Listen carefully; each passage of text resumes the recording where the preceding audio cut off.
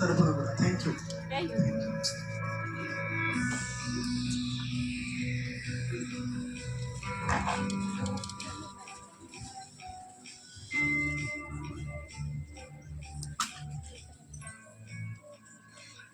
భారతదేశంలో ప్రతి లక్షకు ఒక 4,000 మంది ప్రతి సంవత్సరం ఈ సడన్ కార్డియక్ అరెస్ట్ వలన మరణిస్తున్నారని అంచనా. సడన్ కార్డియక్ అరెస్ట్ సమయాన సిపిఆర్ ప్రక్రియ ద్వారా, ముఖ్యంగా ఈ హస్తాలతో సిపిఆర్ ప్రక్రియ ద్వారా ఆ కుప్పుకోని వ్యక్తిని రక్షించవచ్చని శాస్త్రీయంగా నిరూపించబడింది. హార్ట్ అటాక్ మరియు సడన్ కార్డియక్ అరెస్ట్ అంటే ఏమిటి? సడన్ కార్డియక్ అరెస్ట్ అంటే ఆ వ్యక్తి అకస్మాత్తుగా కుప్పకూలిపోవడం, తెలివి తప్పడం, శ్వాస ఉండదు, నాడి ఉండదు. అంతకు ముందు వారికి లక్షణాలైన ఛాతి నొప్పి, ఆయాసము, దమ్ము గాని, దడ గాని, తల తిప్పడం గాని, వాంతులు గాని ఉండొచ్చు, ఉండకపోవచ్చు కూడా. గుండెపోటు సడన్ కార్డియక్ అరెస్ట్ కు దారి తీసే అవకాశం ఉంటుంది. గుండెపోటు సడన్ కార్డియక్ అరెస్ట్ ఒకటి కాదు. సడన్ కార్డియక్ అరెస్ట్ కు గుండెపోటు దారి తీయవచ్చు. హార్ట్ అటాక్ అంటే ఏమిటి? గుండెపోటు అంటే ఏమిటి? గుండెకు సరఫరా చేసే రక్తనాళాలైన కర్ణరీ రక్తనాళాలలో అకస్మాత్తుగా అంతరాయంగా ఏర్పడితే గుండె కండరానికి రక్తం సరఫరా ఆగిపోతుంది. తద్వారా గుండె కండరం చచ్చుబడిపోయే అవకాశం ఉంటుంది. ఈ గుండెపోటు హార్ట్ అటాక్ సమయాన గుండె లయ వేగం విపత్కర పరిస్థితులలో మారే అవకాశం ఉంటుంది. గుండె వేగం అతి వేగంగా లయ తప్పుతుంది. ఈ విపత్కర పరిస్థితుల్లో కార్డియక్ అరెస్ట్ సంభవించే అవకాశం ఉంటుంది.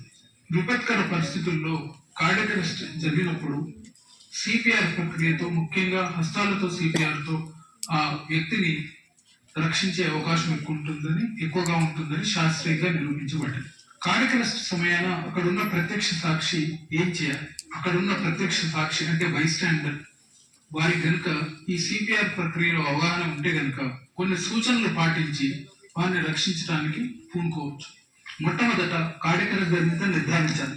మనిషి కదలటం లేదు, మాట్లాడటం లేదు, స్పందన లేదు, శ్వాస లేదు.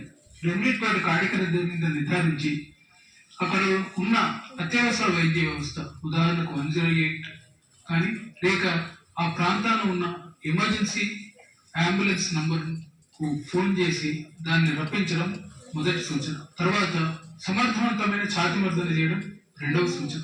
మూడవది ఆటోమేటెడ్ ఎక్స్టర్నల్ డిఫిబ్రిలేటర్ పరికరం అక్కడ అందుబాటులో ఉంటే దాన్ని తీసుకొచ్చి దాంతో షాక్ అందించడం మూడవ సూచన. ముఖ్యంగా కార్డియక్ అరెస్ట్ జరిగినప్పుడు అక్కడ ఉన్న ప్రత్యక్ష సాక్షి బైస్టాండర్ రెండే సూచనలతో మనిషిని రక్షించవచ్చు.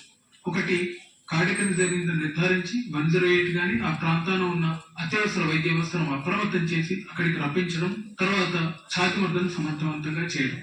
సమర్థవంతమైన ఛాతీ మర్దనలో భాగంగా ముఖ్యంగా ఛాతీ వెనుక కింది భాగాన్ని ఎడమ చేతులు పెట్టి ఇంకో చేతులను నదిమి అతి బలంగా, అతి వేగంగా 100 నుంచి 150 మార్లు కానీ, కనీసం 2 అంగుళాలు కానీ, 5 సెంటీమీటర్లు కానీ అంతరాయం లేకుండా ఛాతీ మర్దన చేయడం సమర్థవంతమైన ఛాతీ మర్దనలో ముఖ్యాంశాలు.